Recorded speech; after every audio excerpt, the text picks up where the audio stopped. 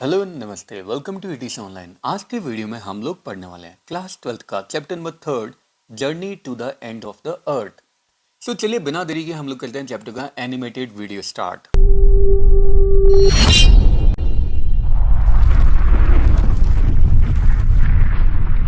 इस साल के एकदम स्टार्टिंग में मैंने अपने आप को एक रशियन रिसर्च वेसल पे पाया। वेसल शिप को बोलते हैं, जिसका नाम था एकेडमिक शॉकल्सके। और उससे हम लोग जा रहे थे इस पूरे वर्ल्ड के सबसे ज्यादा ठंडे, ड्राई और विंडी कॉन्टिनेंट की तरफ, जिसका नाम था अंटार्कटिका।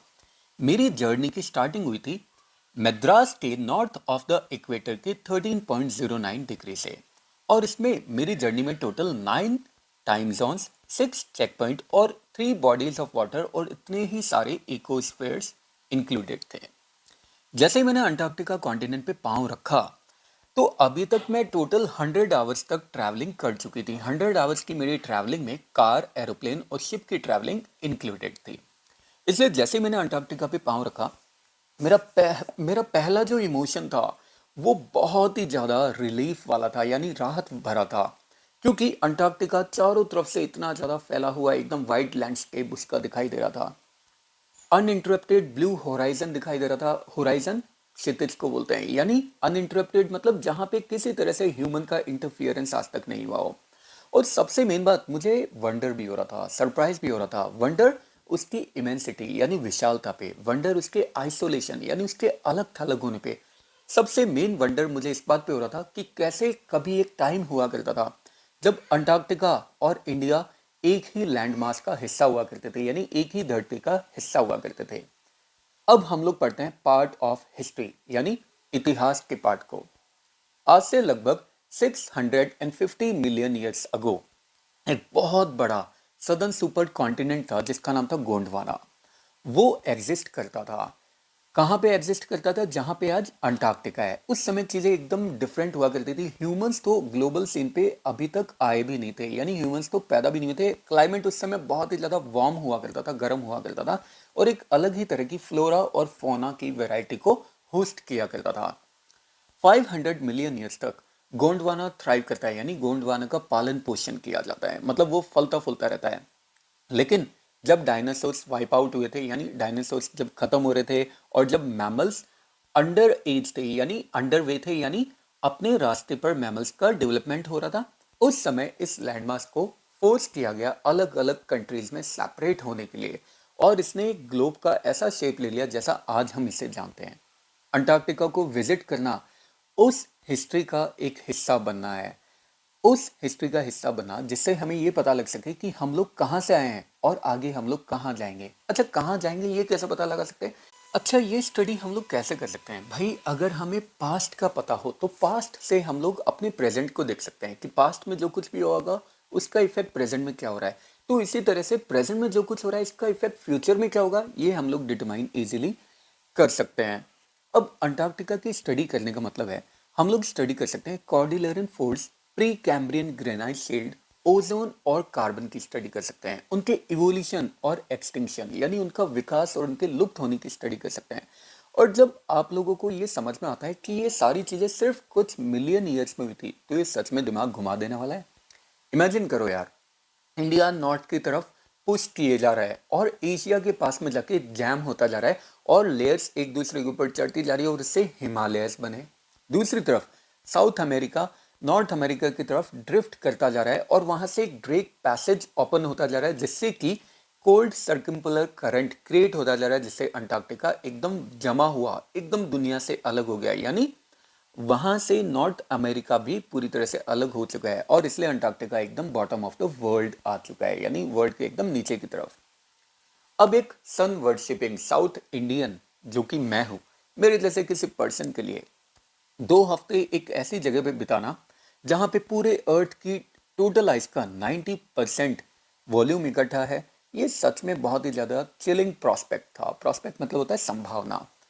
अंटार्कटिका में ऐसा लग रहा था कि जैसे कि अब एक बहुत बड़ी पिंग पोंग बॉल पे चल रहे हो, जहां पे ह्यूमन मार्कर्स कहीं नहीं है, यानी इंसान कोई दखल अंदाजी कहीं पे नहीं है।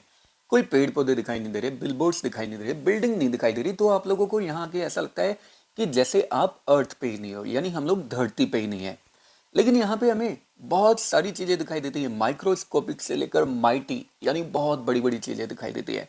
ब्लू व्हेल से लेकर आइसबर्ग दिखाई देते हैं। सबसे बड़ा जो आइसबर्ग जिसे आज तक कभी रिकॉर्ड किया गया था वो बेल्जियम के जितना बड़ा था। सो दिन यहाँ पे सिर्फ चलते रहते हैं 24 आवर। यहाँ पे समर लाइट आपको दिखाई देती है क्योंकि यहाँ पे कई बार 24-24 घंटे तक सूरज ही निकलता रहता है, डूबता ही नहीं है। चारों तरफ फैला हुआ एकदम साइलेंस है। बस कभी कभी जो छोटे मोटे एवलांच होते हैं उनकी वजह से साइलेंस को इंटरप्ट किया जाता है। अब हम लोग बढ़ते हैं ह्यूमन इम्पैक्ट, यानी ह्यूमन का क्या इम्पैक्ट पड़ा है पूरे अर्थ पे। ह्यूमन सिविलाइजेशन को पूरे अर्थ पे आए हुए सिर्फ 12,000 ईयर्स ही हुए हैं। 12,000 ईयर्स ये पूरे जियोलॉजिकल क्लॉक में फ्यू सेकंड्स के बराबर है। यानी पूरी जियोलॉजिकल क्लॉक कई बिलियन ईयर्स की है, उसमें 12,000 साल तो यार कुछ सेकंड्स के बराबर है। लेकिन इतने कम टाइम में भी हम लोगों ने चारों तरफ उथल पुथल मचा दी है। चारों तरफ यहाँ तक कि नेचर पे भी अपना डोमिनेंस यानी अपना प्रभुत्व हम लोगों ने स्थापित कर लिया है।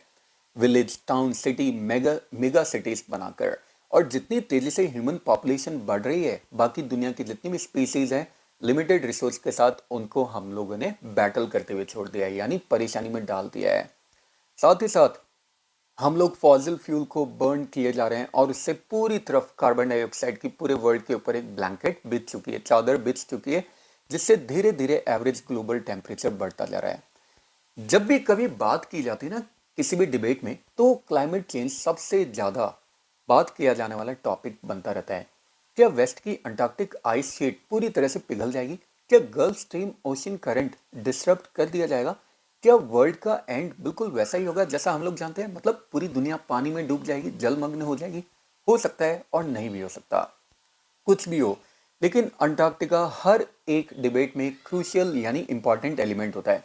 इसलिए नहीं कि ये दुनिया की एकमात्र जगह है जहां पे कभी ह्यूमन पॉपुलेशन नहीं थी, बल्कि इसलिए क्योंकि ह्यूमन के इंटरफियरेंस के बिना यहाँ पे सारी चीजें एकदम प्योर है, मतलब एकदम अनटच्ड है। और इसकी आइस शीट में, इसकी आइस कोर्स में लगभग 500,000 ईयर ओल्ड कार्बन रिकॉर्ड्स एकदम ट्रैप्ड है, जिन पे ह्यूमन का इंटरफियरेंस नहीं हुआ। तो अगर हम लोगों को स्टडी करना है, एग्जामिन करना है अर्थ के पास्ट, प्रेजेंट और फ्यूचर का, अंटार्कटिका सबसे सही जगह है।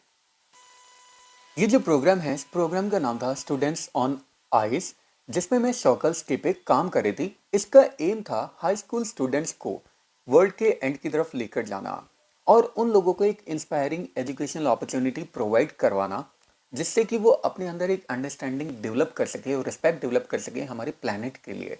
ये ऑपरेशन अब 6 ईयर से चल रहा था और इसका हेड था कैनेडियन, मतलब कनाडा का रहने वाला जॉफ ग्रीन, जो पहले सेलिब्रिटीज को इधर उधर लेकर जाता था, लेकिन अब वो रिटायर हो चुका है।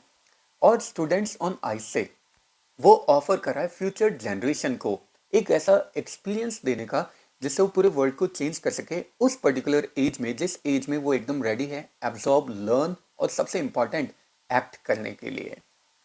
जो वो रीज़न जिसकी वजह से ये प्रोग्राम बहुत ही ज़्यादा सक्सेसफुल था, वो रीज़न ये है कि ऐसा पॉसिबल ही नहीं कि आप लोग कहीं भी साउथ पोल पे जाओ और उससे अफेक्ट ना हो, उससे प्रभावित ना हो।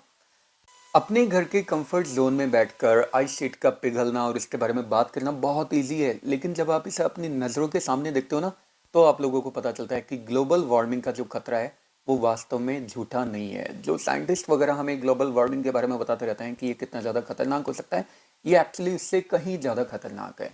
अंटार्कटिका का इकोसिस्टम बहुत ही ज़्यादा सिंपल है। बायोडाइवर्सिटी यहाँ पे बहुत ही कम है। बायोडाइवर्सिटी मतलब होता है जैव विविधता, यानी यहाँ पे जीवन कम है, मतलब अलग अलग स्पीसीज वैरायटी के हमें जीवन देखने को नहीं मिलता। इसलिए परफेक्ट प्लेस है स्टडी करने के लिए कि कैसे एनवायरनमेंट में एक छोटा सा चेंज भी बड़ा रेपरकशन ला सकता है, यानी बड़ा बदलाव ला सकता है। जैसे हम लोग बात कर लेते हैं माइक्रोस्कोपिक फाइटोप्लैंक्टन की। फाइटोप्लैंक्टन ये वो छोटे छोटे से ग्रास होते हैं जिनसे पूरा सदर्न ओशन फूड चेन चलता रहता है। ये single cell plant sun energy को यूज करते हैं फोटोसिंथेसिस प्रोसेस के लिए। साइंटिस्ट ने तो हमें ये तक वार्निंग दे दी है कि अगर थोड़ा सा भी और ओजोन लेयर में डिप्लीशन हुआ, ओजोन लेयर में अगर थोड़ी सी भी और कमी आई, तो फाइटोप्लैंक्टन की एक्टिविटीज अफेक्ट होगी। और फाइटोप्लैंक्टन की एक्टिविटीज अगर अफेक्ट होती है तो सारे मराइन एनिमल्स यानी सारे पानी में रहने वाले एनिमल्स की लाइफ भी अफेक्ट हो जाएगी। बर्ड्स और जितने भी एनिमल्स इस रीजन में रहते हैं उन सबकी लाइफ अफेक्ट हो जाएगी। पूरा ग्लोबल कार्बन साइकिल अफेक्ट हो जाएगा। जैसा बोला भी जाता है ना कि यार छोटी छोटी चीजों की देखभाल कर लो, बड़ी चीजें अपने आप ठीक हो जाती है। अब हम लोग पढ़ते हैं वॉक ऑन द ओशन। वैसे तो मेरा अंटार्कटिका का एक्सपीरियंस बहुत ही शानदार था, लेकिन सबसे अच्छा एक्सपीरियंस मुझे तब हुआ जब हमारा जो शिप है शॉकल्स की, वो पेनिनसुला और टैडपोल आइलैंड के बिल्कुल बीच में जाके फंस गया। अब कैप्टन ने डिसाइड किया कि हम लोगों को टर्न अराउंड करना पड़ेगा, यानी पीछे की तरफ घूमना पड़ेगा और वापस नॉर्थ की तरफ जाना पड़ेगा। लेकिन इससे पहले कि हम लोग ऐसा कर पाते, हम सब लोगों को इंस्ट्रक्शन दिया गया कि हम लोग एक फंटे पे पांव रख के नीचे उतरे और ओशन पे चलने लग जाए। ओशन मतलब समुद्र। अब समुद्र से यहाँ पे मतलब है उसके ऊपर जमी हुई बर्फ से। सो हम सारे के सारे 52 लोग अपना पूरा किट लेकर बाहर आ जाते हैं और हम लोग चल रहे थे एकदम सफेद बर्फ की चादर के ऊपर। हमारे पांव के बिल्कुल नीचे 1 मीटर मोटी आइस पैक था, यानी 1 मीटर मोटी बर्फ की चादर थी और उसके नीचे 180 मीटर्स तक जिंदा और सांस लेता हुआ नमकीन पानी यानी सॉल्ट वाटर दिखाई देता है। वहां पे हमें क्रैब बिटर सेल्स भी दिखाई दे रही थी, जो कि टूटे हुए आइस फ्लोज पे यानी टूटे हुए बर्फ के टुकड़ों के ऊपर एकदम ऐसे आवारा कुत्तों की तरह आराम कर रही थी, जैसे आवारा कुत्ते किसी बैनियन ट्री के नीचे यानी बरगद के पेड़ के नीचे आराम करते हैं। और ये सारी चीजें एकदम कनेक्टेड थी, एकदम राहत देने वाली थी। 9 टाइम्स ऑन, 6 चेक पॉइंट और 3 बॉडीज ऑफ वाटर, इतने ही इकोस्फीयर्स को ट्रैवल करने के बाद में अभी भी मैं सोच रही थी ब्यूटी ऑफ बैलेंस के बारे में, जो हमारे प्लानट पे हमारे प्लानट ने किस तरह से ब्यूटी को यानी सुंदरता यानी खूबसूरती को बैलेंस कर रखा है। कैसा होगा कि अगर अंटार्कटिका वापस से गर्म जगह बन जाएगी जैसे ही पहले हुआ करती थी, क्या हम लोग ये सारी बातें देखने के लिए चारों तरफ होंगे, आसपास होंगे, या हम भी डायनासोर्स की तरह इस दुनिया से चले जाएंगे, डायनासोर, मैमथ और वुली राइनोस की तरह इस दुनिया से चले जाएंगे? कौन कह सकता है। लेकिन 2 हफ्ते एक ऐसी जगह पे और टीनेजर्स के साथ बिताने के बाद में मैं सिर्फ इतना कह सकती हूँ कि कुछ मिलियन ईयर्स में बहुत कुछ हो सकता है, लेकिन एक दिन से खैर क्या फर्क पड़ता है। मतलब ये यहाँ पे सरकास्टिक वे में बोला गया है, एक एक दिन से भी बहुत फर्क पड़ता है। लेकिन हम लोग ये सोचते हैं कि यार एक दिन से तो क्या ही फर्क पड़ जाएगा, इसलिए खूब जी भर के पोल्यूशन करो, इसलिए खूब जी भर के नेचर को तहस नहस करो। लेकिन ऐसा नहीं है, वो एक एक दिन करके ही तो मिलियन ईयर्स बनते हैं। और इसी के साथ चैप्टर यहीं पे एंड हो जाता है। आई होप आप लोगों को चैप्टर बहुत अच्छा लगा होगा, समझ में भी आ गया होगा। फिर भी अगर किसी तरह का कोई कमेंट, सजेशन, डाउट या क्वेरी है, नीचे कमेंट बॉक्स में ड्रॉप कर सकते हैं। मैं ट्राई करूंगा आंसर करने की। इसी तरह की और मजेदार वीडियो के लिए बने रहिए टीचा ऑनलाइन के साथ। नेक्स्ट वीडियो तक के लिए have a good day, take care, bye bye. जय हिंद, जय भारत, राधे राधे।